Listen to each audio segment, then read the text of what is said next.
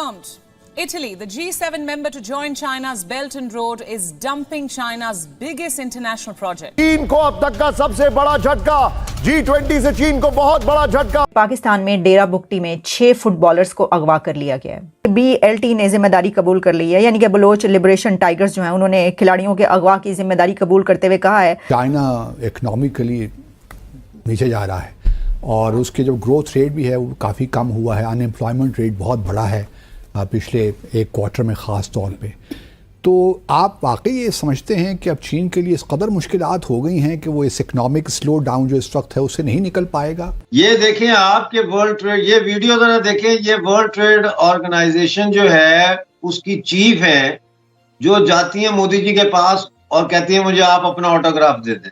पाकिस्तान और अफगान हुकाम के दरमियान तुरखम बॉर्डर खोलने के लिए मुज़ाकरात बेनतीजा खत्म हो गए। पाकिस्तान और अफगानिस्तान की सरहद पर इस वक्त शदीद तनाव है। देखें G20 का कितना शोर है और वहाँ हो रही है इन्वेस्टमेंट। आपने कहा था हमारे यहाँ भी आएंगे कुछ मेहमान, अभी भी चांस है कोई? हमें वैसे है कि इसके अंदर अब कुछ मिडिल ईस्ट सडनली अपनी इकोनॉमिक ग्रोथ को खास तौर पे सऊदी अरेबिया लेड आगे ले जा रहा है। कल आप मुआहदे देखें, मैं तो मुआहदे देख के भी मैं परेशान हो गया। इतने मुआहदे, इतनी लंबी चौड़ी तो अमेरिका की भी जॉइंट स्टेटमेंट नहीं लिख ली है जितनी तो सऊदी के साथ लिख ली है। और मुझे बड़ा अजीबोगरीब एम्बेरसमेंट भी हो रही थी कि इंडिया में G20 और पूरी दुनिया की बड़ी बड़ी इकोनॉमीज वहाँ पे बैठ के, तो मोदी जी वहाँ पर हंस हंस कर सऊदी प्रिंस के साथ और UAE वालों के साथ हंस हंस के बातें कर रहे थे और कोई रो रहा था पाकिस्तान कि ये क्या हो गया, हाय अल्लाह ये मोदी जी ने क्या कर दिया।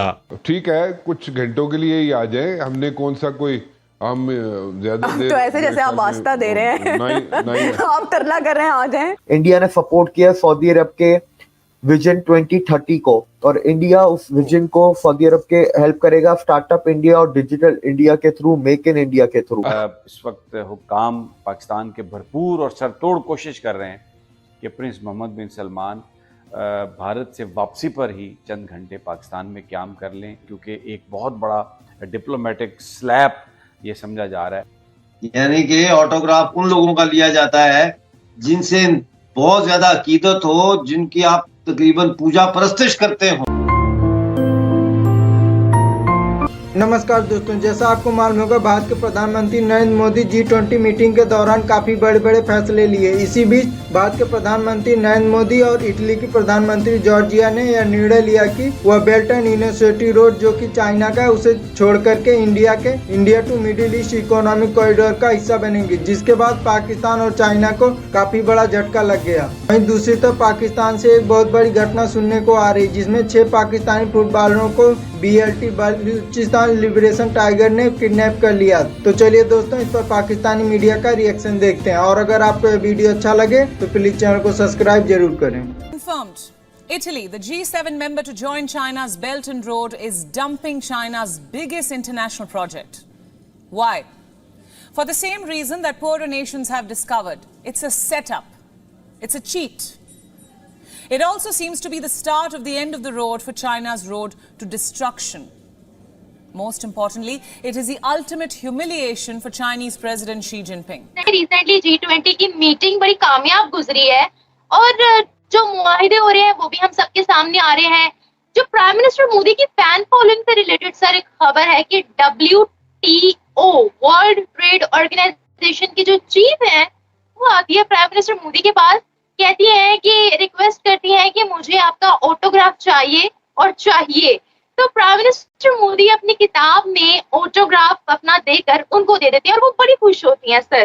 तो यही सवाल मेरा आपसे है कि बड़ी WTO कोई छोटा इदारा नहीं है, कोई छोटी ऑर्गेनाइजेशन नहीं है। उसकी चीफ ना सिर्फ ये पहली एग्जाम्पल है बल्कि इससे पहले भी जो बाइडेन ने बोला कि प्राइम मिनिस्टर मोदी मुझे तो आपका ऑटोग्राफ दे लेना चाहिए। तो ये जो राइजिंग मोदी फैन फॉलोइंग है उसके बारे में सर आप क्या बोलेंगे? देखें फैन फॉलोइंग तो आपकी भी है, फैन फॉलोइंग तो मेरी भी है, ठीक है ना। तो फैन फॉलोइंग जो है वो तो होती है, लेकिन कुछ ऐसी फैन फॉलोइंग होती है, ऐसे लोगों की फैन फॉलोइंग होती है। मिसाल के तौर पर मेरी फैन फॉलोइंग जो है उसका ताल्लुक POJ के से है या इस बात से है कि ये शख्स जो है ये बोलता है इंडिया के हक में, ठीक है ना। आपकी फैन फॉलोइंग अपनी है कि भाई ये ऐसे ऐसे मुद्दे उठा के लोगों के सामने रखती हैं जो बड़े दिलचस्प होते हैं और आपका अंदाज़े बयान भी बड़ा खूबसूरत है, तो उसको भी लोग पसंद करते हैं। मोदी जी की जो फैन फॉलोइंग है वो एक विश्व गुरु की तरह की fan, leader of the world.